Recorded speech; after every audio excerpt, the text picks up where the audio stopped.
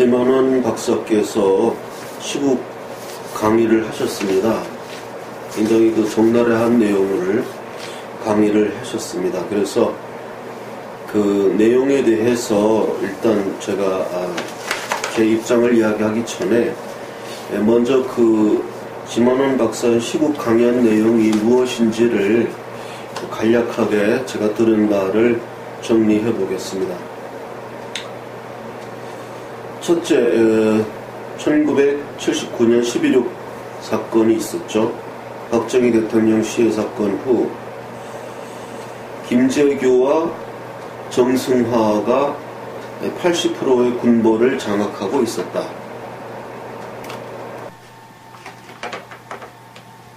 그런데 이러한 사태를 전두환이 나타나서 제압하고 약관 47세의 나이에 나라를 이제 다 재정리해서 살렸다, 이런 뜻이죠. 그 다음에 이제 그 박근혜 대통령에 대한 폄하 발언이 많이 있었습니다. 폄하라고 해야 되는지 뭔지 어쨌든 그걸 전달하면 제주 4.3 사건, 그것을 민주 역사다 해서 좌빨들이 원하는 대로 도장을 찍어줬고, 나를 박정희의 딸이라고 생각하지 말라, 이런 식의 박정희 대통령에 대한 어떤 그 배신이 있었다. 김대중에게 2004년에 찾아가서 박정희 대통령을 팔았다. 그 박정희 대통령을 대신해 사과를 하고, 이거는 있을 수 없다.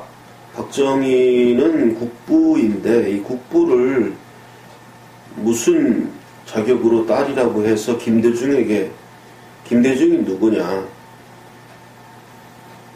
그래서 그러한 김대중 추종자들에게 많은 자리를 내주었다가 이번에 당한 것이다. 과연 이명박, 박근혜가 우익이라고 할 수 있느냐? 또 사면복권에 있어서도 문재인은 이번 이제 이석기까지 다 사면시킬 것이다. 그리고 김대중, 노무현, 문재인은 그 감옥에 있는 사람 다 감옥에 있는 사람부터 해서 모든 몽땅 전부 사면복권 시켰는데, 이명박하고 박근혜는 뭐냐? 자기들 위해서 대통령 되라고 그렇게 열심히 했던 사람들 다 지금 100만원, 200만원 벌금형 받고, 이 김만원 박사 본인도 피선거권, 선거권이 없다 그래요. 두 건이 걸려서 선거법 위반으로. 이런 사람들 사면복권도 안 시키고, 오히려 박근혜는 2002년 4월 북한을 방북해서 김정일을 찬양했고, 2005년에는 북한을 지원하자는 마샬 플랜을 내세워서 미국 가서 연설도 했다.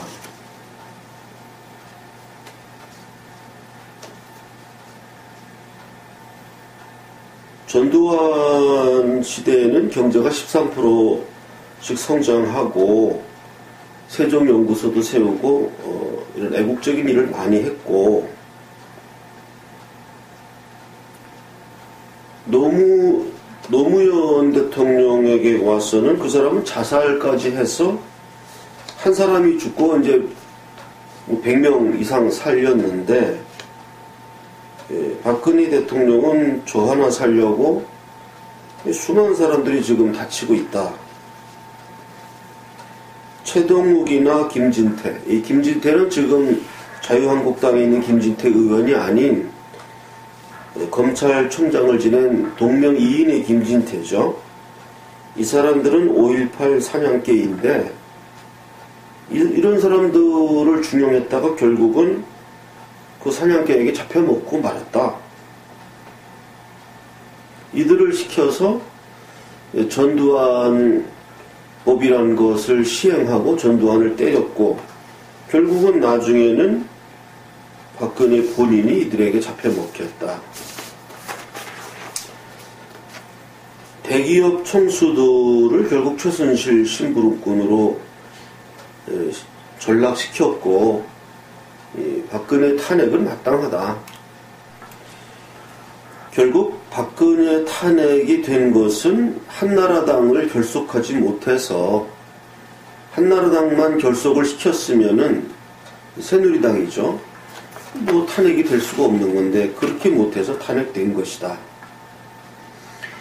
5.18 사건에 대해서는 2013년, 14년 그 당시 TV조선이나 채널A가 보도를 해서 이게 과연 이게 민주화 운동이냐 하는 데 대해서 아주 많이 보도해서 이제 국민의 여론이 일어나고 이랬는데, 정홍원을 내세워가지고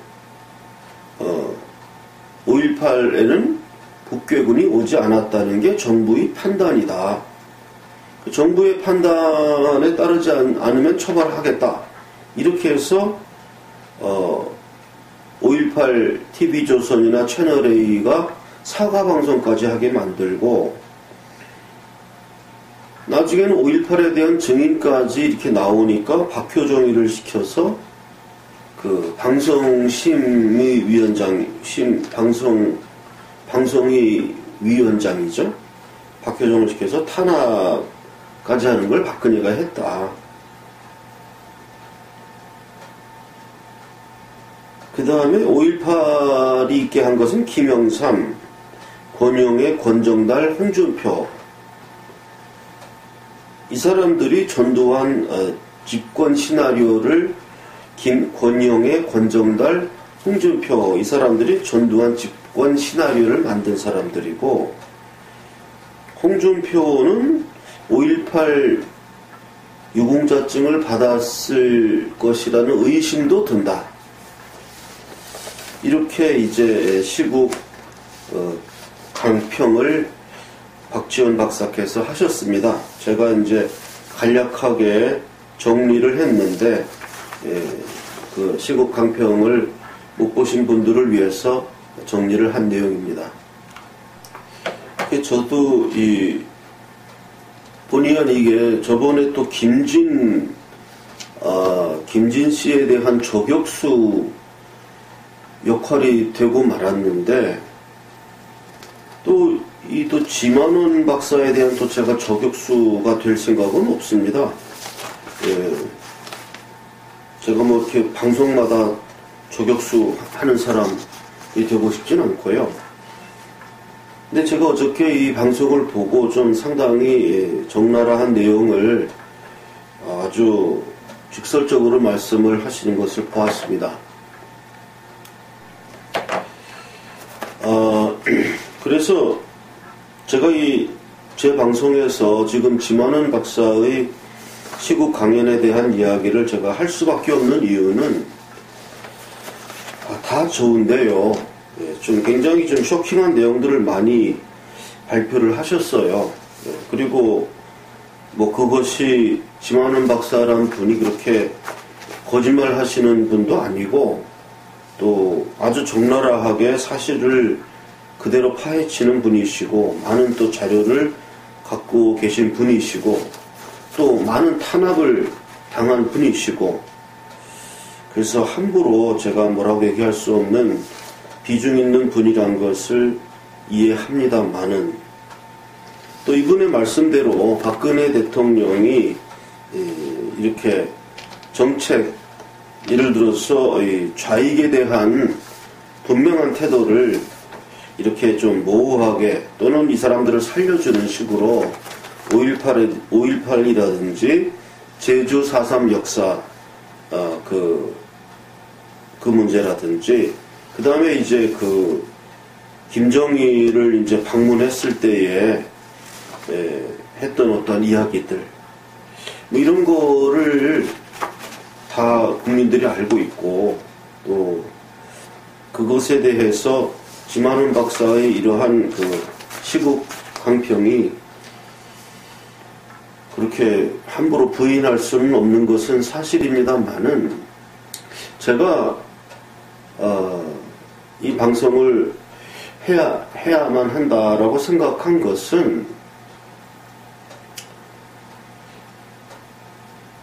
우리가 지금 우리 자신을 우리 우익의 박근혜 대통령이라면 어쨌든 뭐 우익의 심볼 아닙니까? 지금 이분은 이제 전두환 저도 뭐 전두환 대통령에 대해서 우리나라를 그 당시에 구했던 사람으로 생각하고 저도 높이 생각합니다.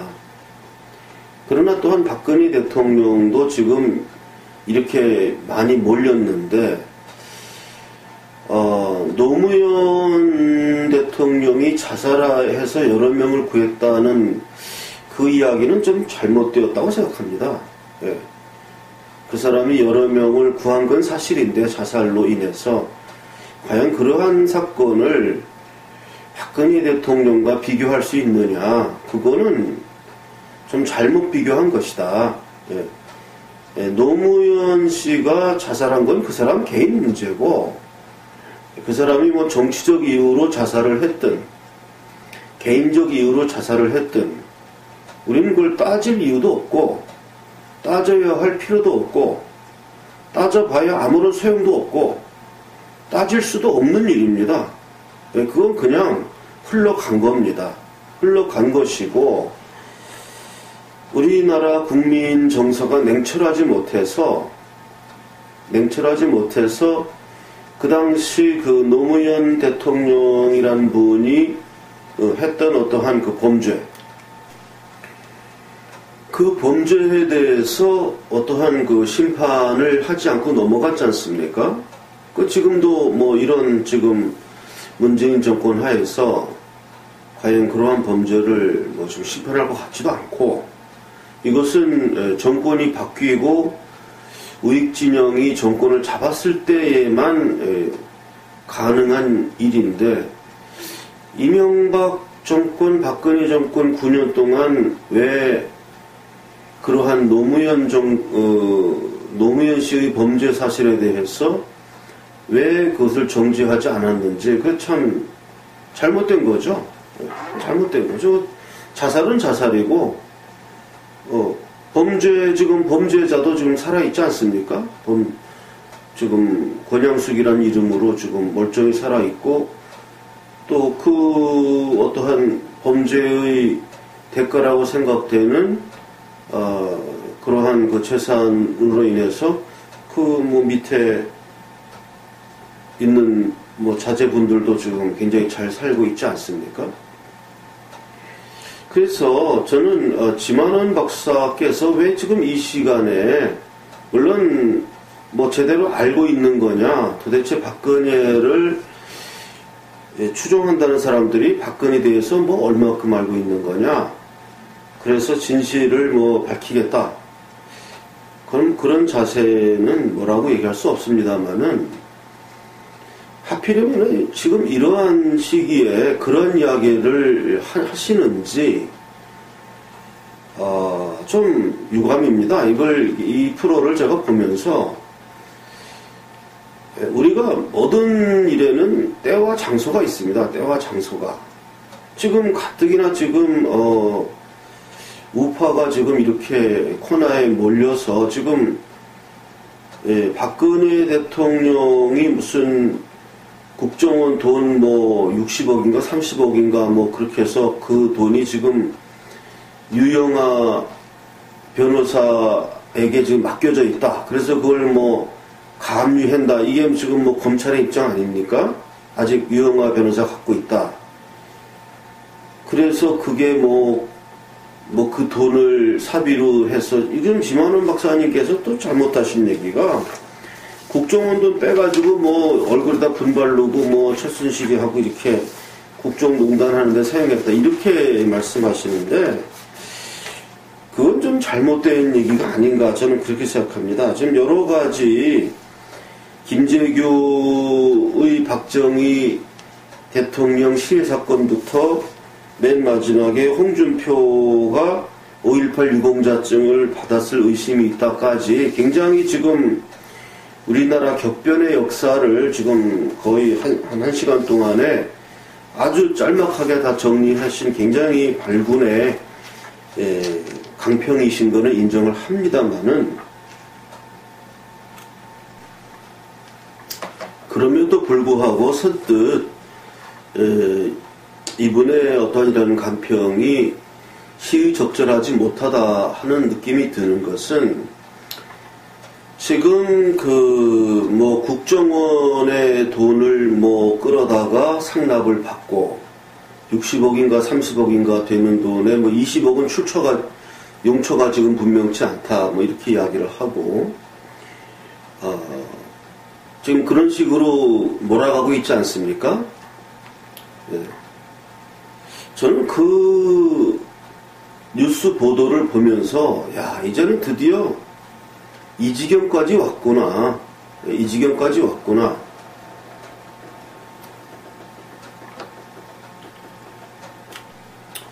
우리가 일단 전두환, 노태우까지는 제외를 시키고 이야기를 하겠습니다. 일단 전두환, 노태우까지는 좀 거기까지는 그 앞세대의 대통령으로 집어넣을 수가 있다고 봅니다. 노태우 대통령은 사실은 87년 헌법으로 집권한 분이니까 그분을 이 밑으로 포함시킬 수도 있겠습니다만은, 어쨌든 그분은 이제 군벌 출신이니까 그 위의 세대로 집어넣고, 그 다음에 이제 김영삼, 김대중, 노무현, 이명박, 박근혜, 문재인 이렇게 오는 거죠. 그 87년 헌법에 의해서 대통령이 된 사람들, 김영삼, 김대중, 노무현, 이명박, 박근혜, 문재인 이렇게. 저는 이번에 그 박근혜 대통령에 대한 그 국정원 상납금이라는 이름으로 또 그것을 이제 뇌물죄로 추가 기소했죠. 뇌물죄로 추가 기소를 했는데, 그거를 보면서 이게 이 지경까지 왔냐, 이 지경까지 왔냐. 나는 세상에 밝혀지진 않았지만 김대중, 노무현, 김영삼, 김대중, 그 다음에 노무현, 이명박, 이 네 사람의 시대에 있어서도 과연 지금 이야기되는 이러한 그 박근혜 대통령이 국정원으로부터 돈을 상납받아서 사리사욕에 썼다라는 이런 내용과 과연 이 네 사람의 대통령에게 있어서 뭐가 다를 게 있을까? 저는 그런 생각을 합니다. 지금 무슨 마녀 사냥 게임하는 식으로 됐어요. 그래서 수건 돌리기 식으로 해가지고 자기 등 뒤에 수건 떨어진 사람이 처벌받는. 사실은 다 수건 돌리기 했거든요. 나는 그렇게 봅니다. 다만 그 수건이 지금 박근혜 대통령 자리 뒤에 와서 당신 뒤에 수건 있네 이러면서 이렇게 한 거 아닙니까? 김영삼이나 김대중이나 노무현이나 이명박이나 그 네 사람도 나는 국정원의 어떠한 그러한 30억이다 60억이다 하는 이런 형태의 뇌물은 아닐지 몰라도 아주 교묘한 방식으로 이렇게 수건 돌리기 식으로 박근혜 대통령 식으로 당신 뒤에 수건 있네 하는 그런 식은 아닐지 몰라도 어떠한 형태로 그것이 플라스틱으로 된 수건이었든지 스티로폴로 만든 수건이었든지, 다만 이렇게 박근혜 대통령처럼 적발되지 않는 바로 증발해버리는 수건이라든지 기기묘묘한 그러한 방식을 사용해서 그 사람들도 그 사람들도 어떠한 형태, 실질적으로는 어떠한 형태의 이러한 국정원 상납이라는 형태의 어떠한 그러한 자금의 흐름은 있었을 것이다. 저는 뭐 그렇게 생각합니다. 다만 그것이 밝혀지지 않고 밝혀질 수도 없고 또 밝혀질 이유도 없고 밝혀졌다고 해서 무슨 이득이 있는 것도 아니고 그러한 영역의 문제가 아닌가요? 네. 그러한 문제인데 이거를 지금 이런 식으로 까발려가지고 박근혜 대통령이 돈을 몇십억을 먹었다. 그 유영아 변호사한테 수표로 가서 지금 갖고 있다. 그 추징해야 된다. 참 이런 식으로밖에 생각을 못하고 자기들은 더 현란하고 교묘한 어떤 손놀림을 통해서 빼냈겠죠.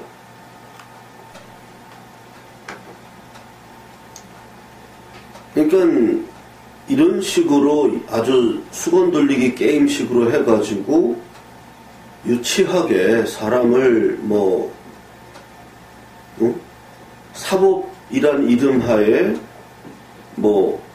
돈을 횡령했다, 상납받았다,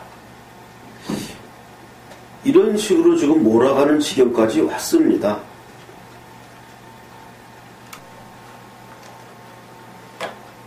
그래서요, 이러한 지만원 박사의 지금 이러한 지적, 이러한 강평, 시국 강평은 지금 시의 적절치 치 못하다.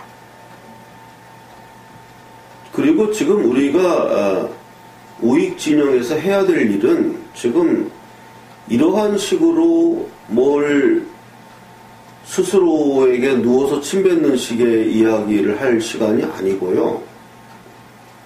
그러면 그 잣대를 상대방에게 대야죠. 네. 근데 지금 노무현 씨 자살 이후에 노무현의 그 뇌물죄라든가 권양숙에 대한 뇌물죄에 대해서는 일제 수사를 안 하지 않습니까? 그러면 이 양비론이라는 게 잘못된 게 뭐냐 하면요. 한쪽은 전혀 수사를 안 해. 근데 이쪽만 수사를 해. 그거 잘못이에요. 그래서 양비론 하는 사람들이 제일 문제가 있는 게 뭐냐 하면 이쪽이 잘못되었다. 이쪽도 잘못되었다. 이게 양비론이거든요. 근데 이쪽이 잘못되었다고 하는데 이쪽은 수사를 안 해. 그러면 이쪽의 잘못에 대해서는 일체 입을 다물어야 되는 겁니다. 일체 입을 다물어야 되는 거예요. 근데 여기서 이쪽이 이렇게 잘못되었다라고 이야기했기 때문에 그게 잘못인 것입니다. 그리고 그것은 좌우간 전쟁하는 데 있어서 뒤에서 타이어에 바람 빼는 일밖에 안 돼요. 이런 일을 좀 아셔야 됩니다. 지금 이쪽의 좌파에서는 지금 뭘 하고 있습니까?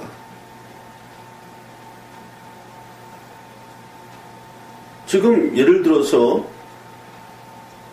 박근혜 대통령 탄핵이 지금 잘못되었다 라고 주장하는 것은 그 사람이 뭘 개인적으로 오르네 그르네 무슨 뇌물을 먹었네 안 먹었네 최순실이라는 사람과 어떤 관계가 있네 없네를 따지자는 게 아니에요.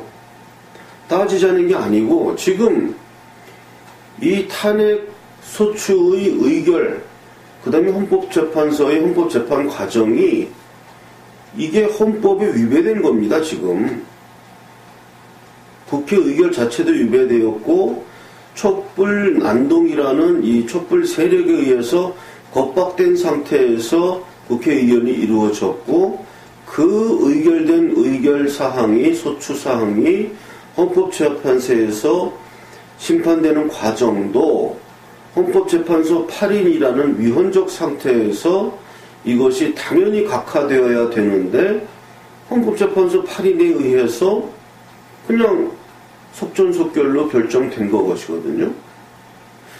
그래서 이게 무효라고 하는 것이고, 지금 박근혜 대통령이 무슨 죄를 졌느냐 안 졌느냐, 죄가 있느냐 없느냐, 이건 좀 중요하지 않아요.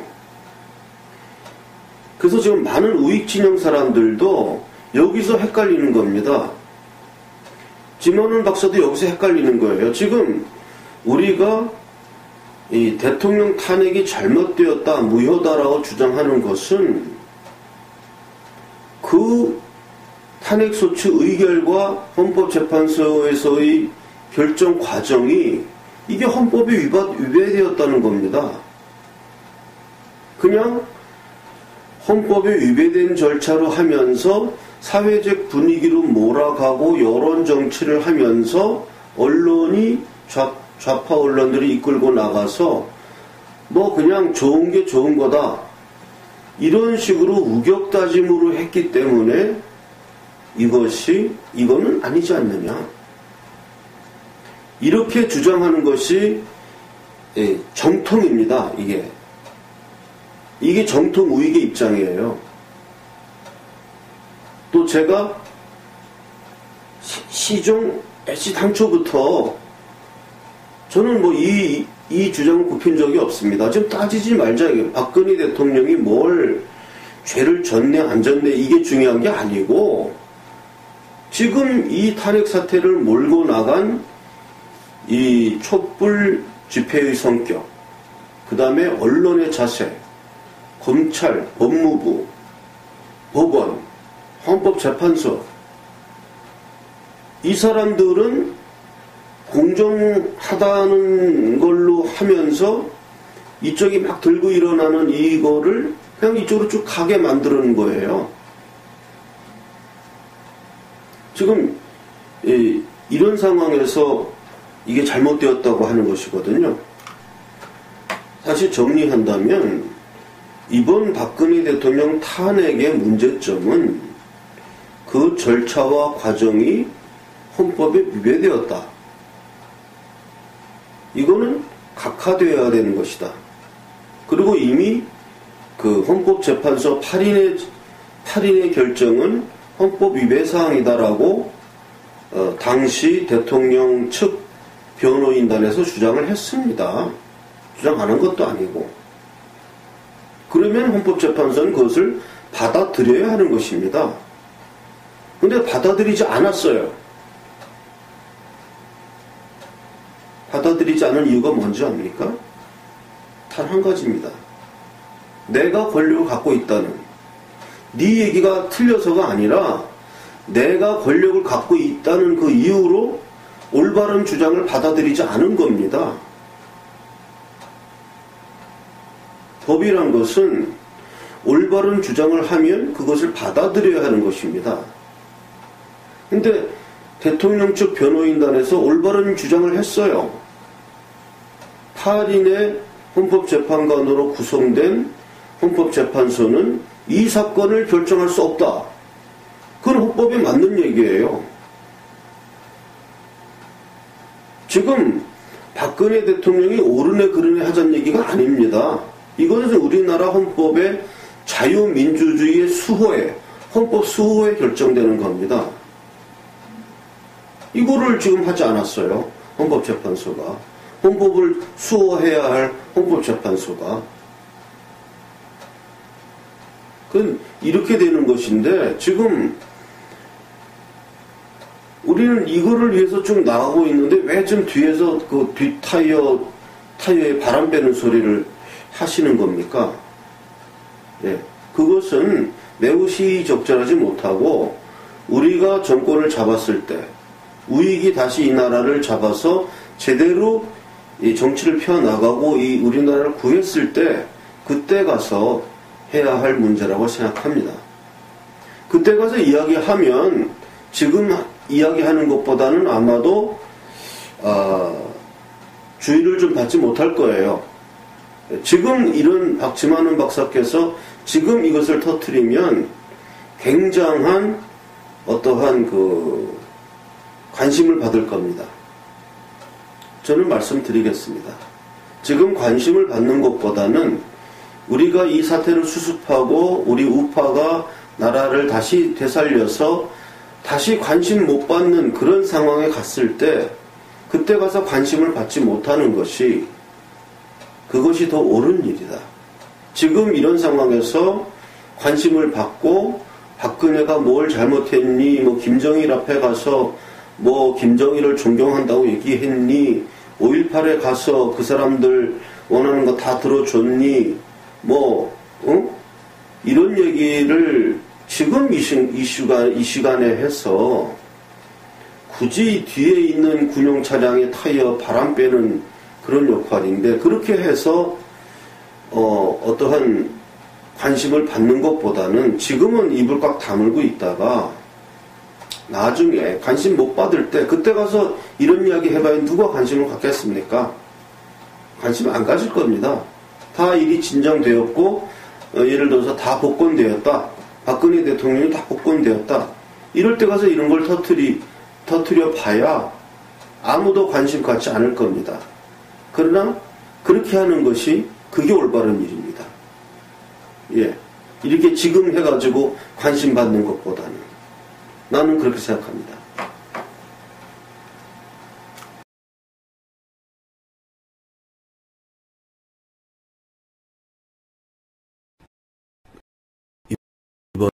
이번에 박정희 대통령 탄신 100주기 기념 사업으로 박정희 대통령 사진으로 본 62년 화보집을 발견하였습니다. 그래서 이 화보집을 캠코더로 촬영해서 이 사진첩의 내용을 다 못 보여드리고 분량이 너무 많아서 한 600페이지 되고 지금 화면에서 보시는 바와 같이 책이 좀 크고 육중합니다. 매우 크고 육중해서 이거를 들고 다니기도 좀 힘들고요. 그래서 지금 이 내용을 지금 촬영해서 편집해서 보여드리는 것입니다. 그래서 제 전화번호는 항상 그 맨 앞에 공지하니까 그리로 전화하시면 됩니다. 010-5300-7901입니다. 이 책의 구입을 원하시는 분은 책값이 조금 나가요. 그래서 구입을 원하시는 분들은 주저하지 마시고 저한테 전화를 주시기 바랍니다. 매우 힘들게 저희가 600페이지에 걸쳐서 제작한 책이고 이 책을 1페이지부터 넘기면서 천천히 보고 있노라면 참 박정희 정신이 이렇게 살아 돌아오는 것을 보고 참 이 젊으실 때 그 모습도 이렇게 보면 김종필 총리 그 다음에 특히 유경수 여사 모습이 많이 나오죠. 그렇게 돼 있고 그 정주영 회장 아주 젊었을 때 모습도 이렇게 나와서 참 향수 같은 것도 불러일으키고요. 아주 칼라 사진도 몇 장 있습니다. 옛날이지만 존슨 대통령, 카터, 이런 닉슨 이런 분들 방한 때 그런 내용들도 많이 있고 보고 있으면 이 월남 파병 이런 장면까지 나오고요. 참 볼게 보고 있으면 특별히 글씨를 안 읽어도 글씨로 보는 책하고 이 화보집과의 차이는 뭐냐 하면 글씨로 보는 책은 한 번 읽으면 또 읽을 수가 없지 않습니까? 근데 이 화보집을 보고 있노라면은 또 보고 해도 질리지를 않아요. 이 모습들이. 그리고 이 유경수 여사 모습은 참 좋습니다. 보기가. 그래서 이거 보고 있으면은 우리나라의 역사가 어떻게 흘러왔고 지금 우리나라 역사가 지금 이렇게 잘 흘러온 역사가 지금 이 땅에서 지금 문재인 정권, 김대중 노무현 정권 들어서면서 지금 곤두박질 치고 있거든요. 참 이거 개탄스러운 일이고요. 그래서 이 화보집은 일단 블랙 양장본으로 돼서 꽤 무겁고, 들고 다니기는 좀 힘듭니다. 이게 무거워서. 그래서 집에다 소장하고, 자녀 교육, 우리 보수 우파의 이념 교육을 위해서 필수적인 책입니다. 그래서 마담 프란체스카 사진도 있고, 김신조 일당이 그때 와가지고 김신조 체포됐고 사살된 사진 이런 것도 있고, 또 박정희 대통령이 그 권총 사격 연습하는 모습이라든지 아주 이걸 보고 있으면 질리지가 않습니다. 그래서 이거를 아마 사시게 되면 하루에도 몇 번씩 이렇게 우리가 우울하고 암울할 때 이걸 보고 있으면 박정희 대통령의 어떤 그 정신이 전달되어 오는 거, 활 쏘는 모습 같은 것도 있어요.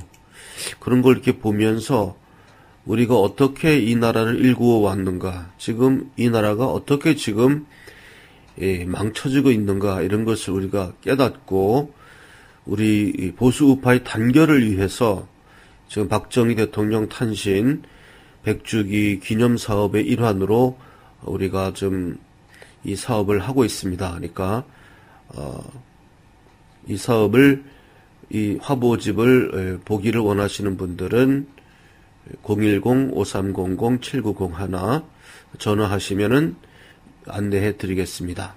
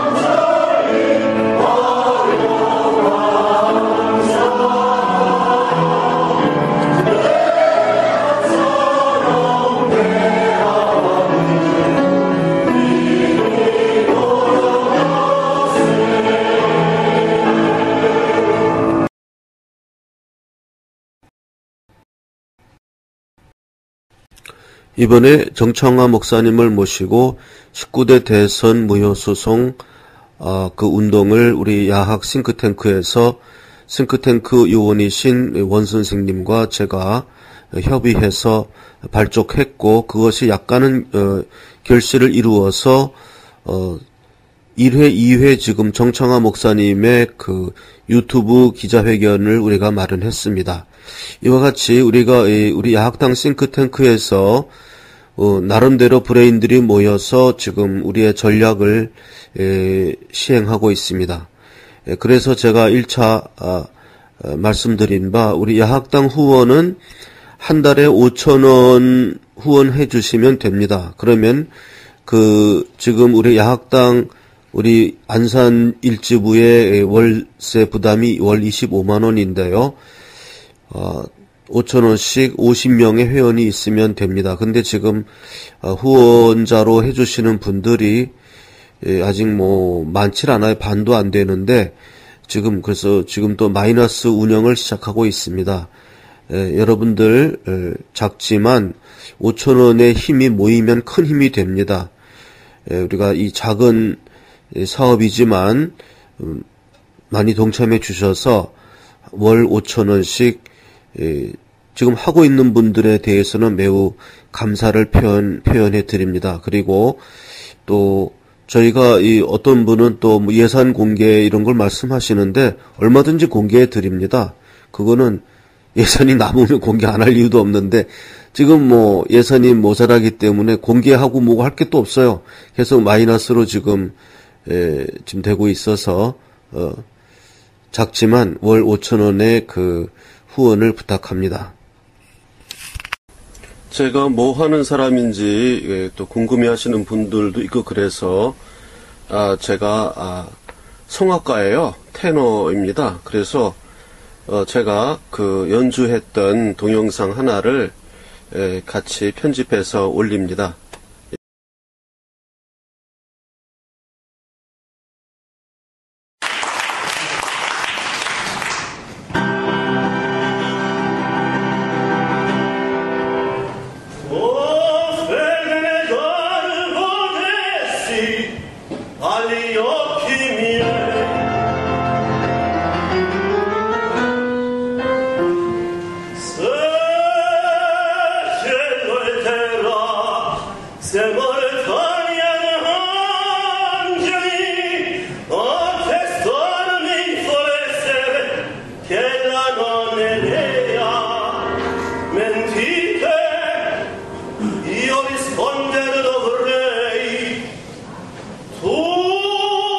Tutti